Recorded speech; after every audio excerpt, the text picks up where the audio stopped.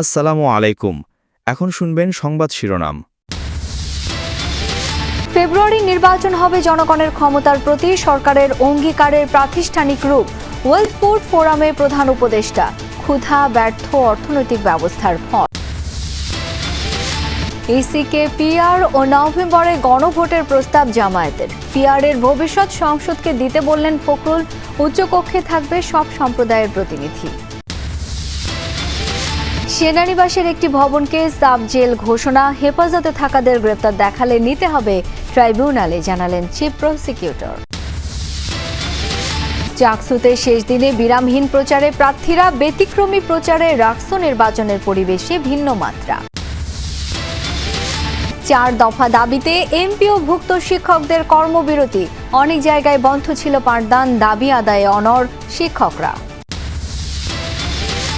ঐতিহাসিক মুহূর্তের সাক্ষী মধ্যপ্রাচ্য। হামাস ইসরায়েল বন্দি বিনিময় শুরু। মুক্তি পাবে প্রায় 2000 ফিলিস্তিনি। আসসালামু আলাইকুম। এতক্ষণ দেখছিলেন সংবাদ শিরোনাম, এখন দেখবেন বিস্তারিত। ফেব্রুয়ারির জাতীয় নির্বাচন হবে ন্যায় ও জনগণের ক্ষমতার প্রতি অন্তর্বর্তী সরকারের অঙ্গীকারের প্রাতিষ্ঠানিক রূপ। বিশ্ব খাদ্য ফোরামের উদ্বোধনী অনুষ্ঠানে এমনটাই জানিয়েছেন প্রধান উপদেষ্টা ডক্টর ইউনূস। বলেছেন, ক্ষুধা কোনো স্বল্পতার ফল নয়, এটি বর্তমান অর্থনৈতিক ব্যবস্থার ফল, একটি নৈতিক ব্যর্থতা। বক্তব্যে তরুণ, নারী ও কৃষিভিত্তিক উদ্যোক্তাদের জন্য সামাজিক ব্যবসা তহবিল গড়ে তোলার আহ্বান জানান প্রধান উপদেষ্টা। বিশ্ব খাদ্য ফোরাম 2025-এর প্ল্যাটফর্মের উদ্বোধনী অনুষ্ঠানে বক্তব্য রাখেন অন্তর্বর্তী সরকার প্রধান ডক্টর মোহাম্মদ ইউনূস। বলেন, ফোরামের 80 বছর পূর্তি কেবল একটি উদযাপন নয়, এটি ভবিষ্যৎ প্রস্তুতির ডাক। This year's theme, hand in hand for better food and a better future. অন্তর্বর্তী সরকার প্রধান এ সময় বাংলাদেশের গণ অভ্যুত্থানের কথা তুলে ধরেন। বলেন, তরুণদের নেতৃত্বে জনগণের অংশগ্রহণে একটি সফল আন্দোলন সংগঠিত হয়েছে।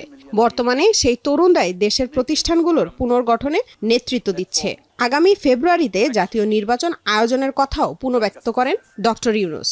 In coming February, we'll hold our national election, and with it, we institutionalize our commitment to justice and people's power. ক্ষুধা কোনো স্বল্পতার ফল নয়, এটি মানুষের তৈরি অর্থনৈতিক ব্যবস্থা ও নৈতিক ব্যর্থতার ফল বলেও মন্তব্য করেন professor Yunus. In 2024, 673 million people went hungry.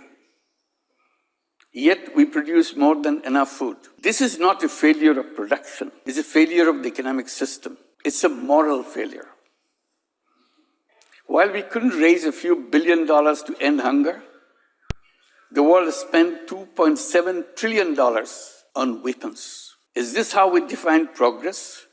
Doctor Yunus আরও বলেন, বাংলাদেশের আয়তন ইতালির অর্ধেক হলেও 18 কোটি মানুষের খাদ্য যোগাচ্ছে সরকার। পাশাপাশি 13 লাখ রোহিঙ্গার আশ্রয় ও খাদ্য সহায়তাও দিচ্ছে বাংলাদেশ।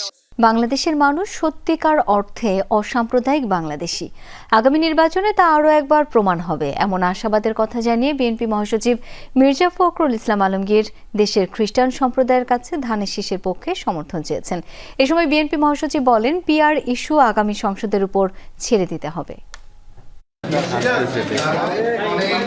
নির্বাচন সামনে রেখে ধারাবাহিকভাবে দেশের বিভিন্ন গোষ্ঠী, সম্প্রদায় ও নানা শ্রেণী পেশার মানুষের সাথে মতবিনিময় করছেন বিএনপি নেতারা। সোমবার সকালে গুলশানে বিএনপি চেয়ারপারসনের কার্যালয়ে খ্রিস্টান সম্প্রদায়ের মানুষের নানা সমস্যা আর সম্ভাবনার কথা শুনেন মহাসচিব মির্জা ফখরুল ইসলাম আলমগীর। আলোচনার এক পর্যায়ে খ্রিস্টান সম্প্রদায়ের প্রতিনিধি থেকে সংসদ সদস্য করার দাবি তোলা হয়। জবাবে মির্জা ফখরুল জানান, সংসদের উচ্চকক্ষে সব সম্প্রদায়ের প্রতিনিধি রাখতে চায় বিএনপি, তাই জাতীয় নির্বাচনে চান সারা দেশের খ্রিস্টান সম্প্রদায়ের সমর্থন। জাতীয় নির্বাচনের আগে নভেম্বরে গণভোট নিতে মানসিকভাবে নির্বাচন কমিশনকে প্রস্তুতি নেওয়ার পরামর্শ দিয়েছে জামায়াতে ইসলামী। একথা জানিয়েছেন দলটির নায়েবে আমির ডাক্তার সৈয়দ আবদুল্লাহ মোহাম্মদ তাহের। দুপুরে নির্বাচন ভবনে পুরো কমিশনের সাথে বৈঠক করে জামায়াতের 5 সদস্যের প্রতিনিধি দল ব্রিফিংয়ে মোহাম্মদ তাহের জানান, গণভোটের বিষয়ে দলের জোরালো অবস্থান তুলে ধরা হয়েছে ইসির কাছে। নির্বাচনের আগে গণভোট কমিশনের জন্য পরীক্ষামূলক হবে বলেও মন্তব্য করেন তিনি। পিআর পদ্ধতিতে সুষ্ঠু নির্বাচন হবে এমন মতামত জানিয়েছেন জামায়াতের প্রতিনিধিরা।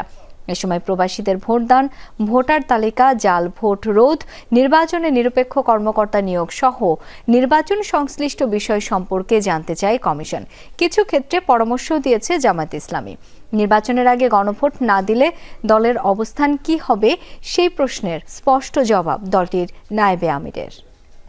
একসাথে হওয়ার ব্যাপারে কোন কোন দলের মত আছে, আমরা বলেছি না, এটা আলাদা হইতে হবে, কারণ দুইটা বিষয়। একটা হচ্ছে আমাদের কতগুলো রিফর্মস আছে, এটা ইলেকশন যখন হোক, ইলেকশন যেভাবে হোক, তার বাইরে এটা জাতির জন্য একটা স্থায়ী একটা রিফর্মসের বিষয়। এক্ষেত্রে যে প্রস্তুতি দরকার, আমরা রিকোয়েস্ট করেছি যদি ন্যাশনালি সিদ্ধান্তটি হয় যেটা আলাদাভাবে হবে, যেটা আমরা চাচ্ছি নভেম্বরে, বাংলাদেশ জামাত ইসলামী সহ আমরা অনেকগুলো দল চাচ্ছি।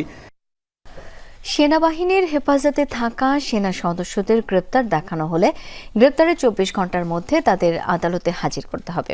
ঢাকা সেনানিবাসে MEH ভবনকে সাবজেল ঘোষণার বিষয়ে কথা বলেন চিফ প্রসিকিউটর। এদিন আন্তর্জাতিক অপরাধ ট্রাইব্যুনালে শেখ হাসিনার মামলার যুক্তিতর্কে গাজীপুরের কোনাবাড়িতে পুলিশের গুলিতে শিক্ষার্থী হৃদয়কে হত্যার ভিডিও প্রদর্শন করা হয়। আন্দোলন দমনে বল প্রয়োগের নির্দেশ দিচ্ছেন শেখ হাসিনার এমন একটি ফোন আলাপও শোনানো হয়। 5 আগস্ট শেখ হাসিনা পালিয়ে যাওয়ার খবরে গাজীপুরের কোনাবাড়ি এলাকায় একটি হাসপাতালে অবস্থানরত উচ্ছ্বসিত জনতা বেরিয়ে আসে রাস্তায়। মানুষের মধ্যে ভিডিওতে দেখা যায় কিছুক্ষণ পরই কোনাবাড়ি থানা পুলিশ গুলি ছুটতে থাকে। ছত্রভঙ্গ হয়ে পড়ে আন্দোলনকারীরা। কয়েক মিনিটের মধ্যেই নিরস্ত্র শিক্ষার্থী হৃদয়কে ঘিরে ধরে কয়েকজন পুলিশ। এক পর্যায়ে পিঠে শটগান ঠেকিয়ে গুলি করে তাকে।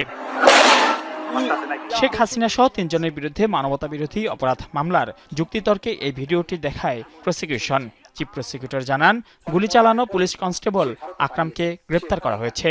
আদালতে স্বীকারোক্তিমূলক জবানবন্দিতে হত্যার কথা স্বীকার করে লাশ কড্ডা নদীতে ফেলে দেওয়ার কথাও জানিয়েছে সে। এই মৃতদেহ তারা একটা গাড়িতে করে তুলে কড্ডা নদীতে ব্রিজ থেকে ফেলে দেয়, সে পর্যন্ত স্বীকারোক্তি আছে। তার মৃতদেহ উদ্ধারের জন্য আমরা ডুবুরি নামিয়েছিলাম, কিন্তু যেহেতু 1 বছর পরে ওইখানে প্রবল স্রোত আছে নদীতে, কোনো কিছু পাওয়া যায়নি। চাকসু নির্বাচনে প্রচারণার শেষ দিনে সরগরম চট্টগ্রাম বিশ্ববিদ্যালয় ক্যাম্পাস। দিনভর ব্যাপক গণসংযোগ করেন প্রার্থীরা। নির্বাচনী অঙ্গীকার তুলে ধরে দেন বাস্তবায়নের আশ্বাস। এবার কেন্দ্রীয় ও হল সংসদে লড়ছেন 908 জন। রাত 10টায় শেষ হয়েছে প্রচারণা। একদিন পর বুধবার ভোট গ্রহণ। সকাল থেকে সরগরম চট্টগ্রাম বিশ্ববিদ্যালয় ক্যাম্পাস। চাকসু নির্বাচনে প্রচারণার শেষ দিনে সব প্যানেলের প্রার্থী এবং স্বতন্ত্র প্রার্থীরা পুরো ক্যাম্পাস চষে বেড়ান। মূল বেতনের 20% বাড়ি ভাড়া সহ 3 দফা দাবিতে দ্বিতীয় দিনের মতো রাজধানীর কেন্দ্রীয় শহীদ মিনারে অবস্থান করছেন বেসরকারি শিক্ষা প্রতিষ্ঠানের এমপিওভুক্ত শিক্ষক কর্মচারীরা। আন্দোলনরত শিক্ষকরা বলছেন, জনদুর্ভোগ এড়াতে শহীদ মিনারে অবস্থান চালিয়ে যাবেন তারা। জানান, প্রজ্ঞাপন জারি না হওয়া পর্যন্ত আন্দোলন চলবে। আলোচনার মাধ্যমে প্রজ্ঞাপন নিয়েই শ্রেণীকক্ষে ফিরবেন বলেও জানান শিক্ষকরা। ইসরায়েল ফিলিস্তিন বন্দি বিনিময়ের মধ্য দিয়ে যুদ্ধবিরতি বাস্তবায়নে ঐতিহাসিক মুহূর্তের সাক্ষী হল বিশ্ব। সোমবার 20 জিম্মিকে মুক্তি দেয় হামাস।